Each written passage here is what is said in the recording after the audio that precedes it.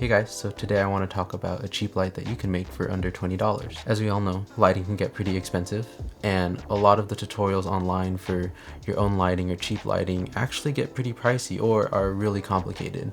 And we might tackle some of those one day, but I've wanted to show you guys a light that I've made in the past and I think is really good for the amount of money it costs. The whole clip you just saw before this was actually shot with just this light, and I'm pretty impressed actually. I haven't used this type of light in a long time, but I didn't think that the results would actually be that good. Now, I'd show you this light here, but the light is actually lighting me right now. I just wanted to do that to show you that you can use this for what I did in the short before this, or even for this, it's simple interview or talking setup. One quick disclaimer is that it does involve a little bit of electricity. We're not dealing with a whole lot of power, but if you do need supervision, if you're a minor or just someone who needs a little help, please make sure you get that. And if you need something more powerful than this, I'd suggest probably just saving up enough money to actually buy a light, or finding someone who's more certified to help you possibly do your own. So yeah, let me get behind the camera and show you. So here's the light rigged above me right now. As you can see, it's pretty simple. We're also going to build a dimmer so we can have more control. Let's get started. What you'll need for this is a power strip. This is an old one I had lying around in a milk crate, a house bulb socket to Edison plug adapter, and an incandescent bulb.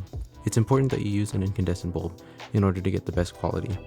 If you want to learn more about that, watch my last video. Once you have these, go ahead and screw the bulbs into the sockets. The strip I used could fit 3. You can get longer strips for more bulbs, but be sure to not exceed the wattage of the strip, which is usually around 1500 watts. Then plug them all in.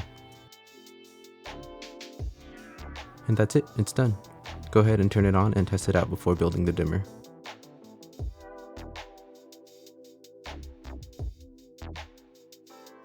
For the dimmer, you'll need the dimmer itself. You can find these in most hardware stores. Make sure to get the ones compatible with incandescent lighting. You'll also need an extra screw nut for the wiring in this build.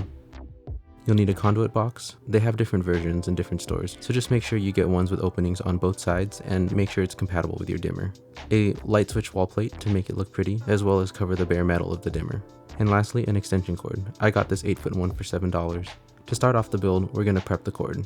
First, cut the cord in the center with some good scissors or shears. This should expose the wiring on the inside.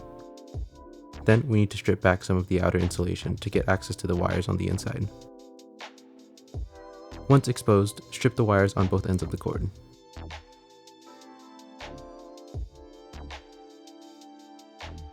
You should end up with 6 exposed wires, 3 on each side of the cord. Next, punch out a hole on each side of the conduit box, and do it safer than I did.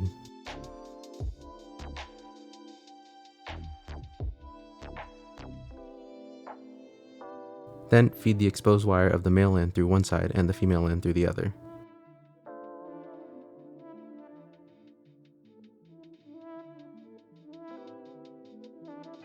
Now we can go ahead and open our dimmer, and make sure to keep the screw nuts and the screws that come with it. You'll notice that usually the wire coming off the dimmer will be color coded to match the wiring of the cord. To start off, we'll connect the black wire of one end of the cord to one of the black wires on the dimmer with the screw nut. And then do the same with the other end of the cord and the other black wire from the dimmer. Then take the white wires from each end of the cord and connect them to each other.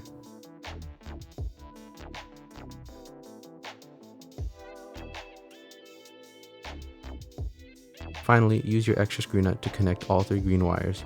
This grounds the whole dimmer, so if there's a surge in electricity, it'll be safely dissipated.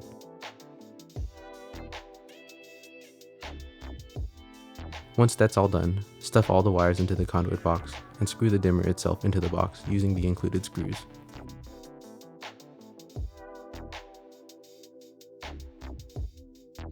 When that's done, go ahead and take off the dimmer knob if it's still attached and screw the light switch wall plate. This makes the dimmer look a little nicer as well as protects you from the metal.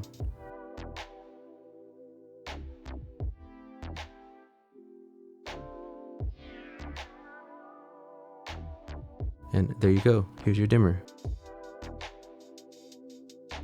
Here's how I used the light and dimmer to mimic a fire for the short at the beginning of this video.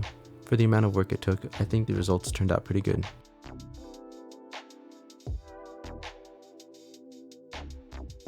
Well, if you enjoyed that video, please feel free to hit the like button, and if you want to see more videos like this and a lot more, please hit subscribe. Thanks.